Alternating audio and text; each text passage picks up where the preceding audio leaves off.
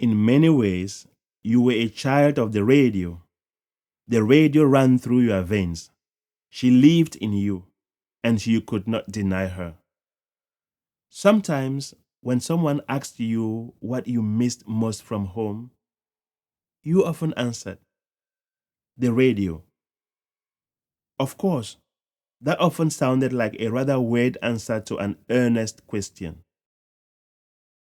You grew up in a distant village in the northwestern part of Cameroon, and the radio was to you the only cord between the here and the there, the now and then, the homely and the foreign.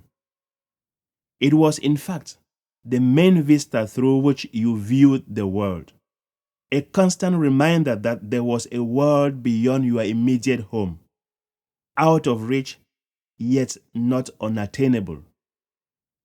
It was the Tantalus of your infant desires. She spoke of the world beyond the Ka and the Chindong mountains that guarded the eastern borders of your village.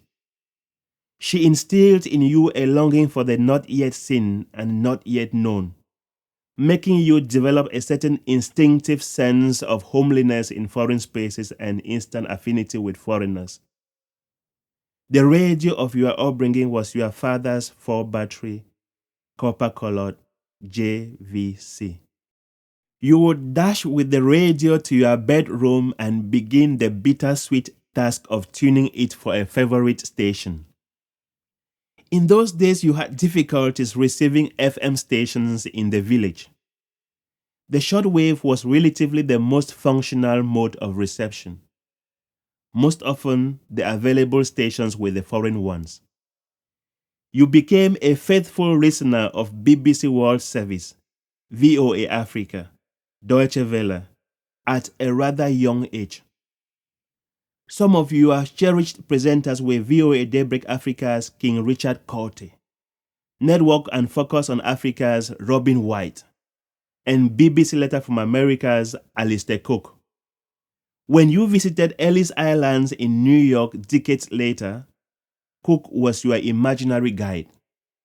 As you boarded the ferry at Manhattan to Ellis Islands, you could still hear his voice with its majesty, magic, life, and transcendence. His voice captured American culture through the practices of everyday life. His historical accounts, delivered in impeccable journalistic idiom and measured pauses, were brought to you at the fringes of the erstwhile British Empire by your father's JVC. Most often, in the middle of a very important news bulletin, the waves would gradually grow febrile and eventually fizzle out. That was usually the case during the rainy season. You would helplessly pin your ear against the JVC's perforated frame that contained the speaker to catch the last purrs of the vanishing voice.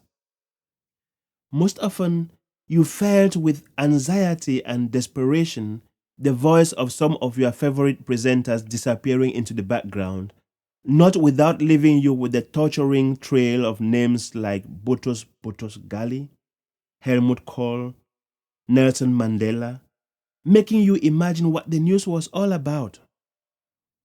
You strained your imagination to infer the unsaid and the possible denouement of vital information of which the JVC had left you with mere fragments and innuendos.